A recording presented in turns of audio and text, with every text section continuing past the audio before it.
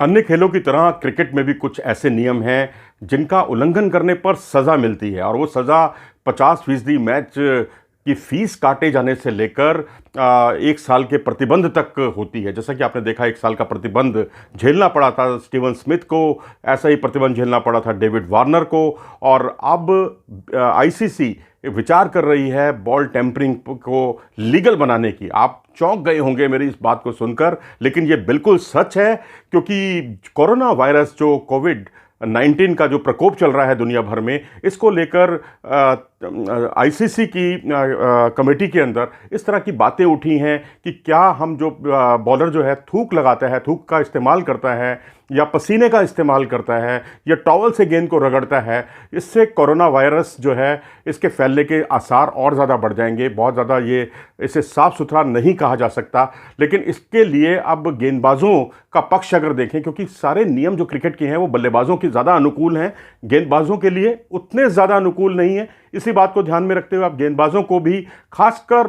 Red ball cricket में, जी हाँ, red ball cricket जो कि टेस्ट क्रिकेट कहा जाता है, टेस्ट क्रिकेट में गेंद को रिवर्स स्विंग दिलाने के लिए आमतौर पर आपने देखा होगा कि गेंदबाज जो है गेंद को रब किया करते थे, और चाहे वो सैंड पेपर का इस्तेमाल करें, चाहे वो उसका डबरी जो होती है, जो जिसमें ड्रिंक्स इंटरवल के टाइम में आप पानी की बोतल की जो ढक्कन होता है उससे आप उसको रगड़ने की कोशिश करें। हालांकि और या अपने पैंट की जिप से आप गेंद को कई बार रगड़ने की कोशिश करते थे। इस सब के लिए जुर्माने का प्रावधान था और आपको इसके लिए सज़ा मिलती थी। लेकिन अब जो है एमसीसी, जो कि क्रिकेट के नियमों का कॉपीराइट उसके पास है, उसकी अनुमति के बिना आप नियमों में परिवर्तन नहीं कर सकते, और आईसीसी की जो क्रिकेट कमेटी है इस बारे में बातचीत करने जा रही है। संभवतः जून में इन दोनों के बीच में बात हो। हालांकि अप्रैल में इसका कार्यक्रम मुकर्रर किया गया था, लेकिन अप्रैल में ये होता हुआ दिखाई नहीं दे रहा। जून में दोनों मिलेंगे, बात करेंगे, और उसमें ये छूट देने की कोशिश करेंगे, अगर सर्वसम्मति दोनों में बनती है तो वो छूट ये होगी कि 1 ओवर के बाद, हर ओवर के बाद अगर गेंदबाज किसी फाइबर से गेंद को रगड़ना चाहता है तो वो अंपायर को बुलाएगा। दोनों अंपायरों की मौजूदगी में गेंद को वो रगड़ सकता है। उसके लिए कुछ समय सीमा भी तय की जा सकती है, और कि इतने सेकंड तक आप इसको रगड़ सकते हैं, और उससे गेंद जो है ज़्यादा रिवर्स स्विंग मिलेगी। और ऐसा बीच बीच में कई गेंदबाज इस तरह के सवाल भी उठाते रहे हैं। जोश हेजलवुड ने भी इस तरह का सवाल उठाया था। हालांकि वेंकटेश प्रसाद ने भारत की ओर से सवाल उठाया था कि गेंद को थूक लगाना या गेंद को पसीना लगाना पूरी तरह से बैन होना चाहिए आज की मौजूदा स्थितियों के हिसाब से। तो इन्हीं सब बातों पर आईसीसी को ये बात बिल्कुल गले उतरती हुई दिखाई दे रही है, लेकिन इसके लिए एक अलग व्यवस्था करने वो जा रही है, जो अभी तक तो हमारे गले नहीं उतरती, क्योंकि इसके लिए तो सज़ा का, दंड का प्रावधान था। आप याद कीजिए, कभी शाहिद अफरीदी पर प्रतिबंध लगा, कभी पूरी पाकिस्तान टीम पर 2006 में जब कई तरह के इस तरह के आरोप लगे, तो उसने चाय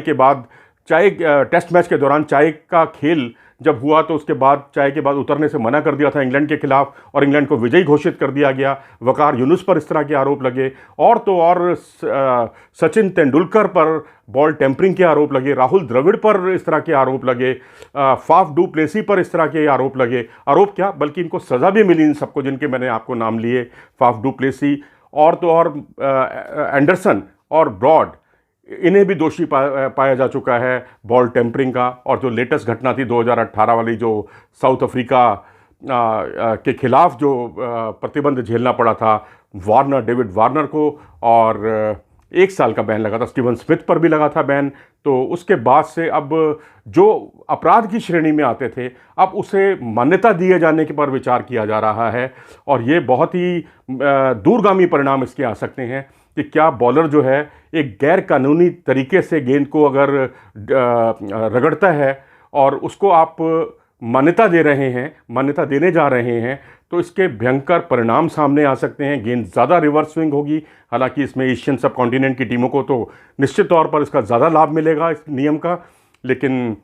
भविष्य में इस पर आपकी व्यक्तिगत राय क्या है, क्योंकि अभी तक ऐसा कोई नियम बना नहीं है, लेकिन इस पर विचार किया जा रहा है, और इतना तय किया जा चुका है कि एमसीसी की क्रिकेट कमेटी और वर्ल्ड क्रिकेट की यानी आईसीसी की जो क्रिकेट कमेटी है इस मुद्दे पर मंत्रणा करेगी और उसके बाद कोई अंतिम फैसला लेगी। अगर आपको ये वीडियो अच्छा लगा हो तो इसे लाइक करें और चैनल को सब्सक्राइब करना ना भूलें।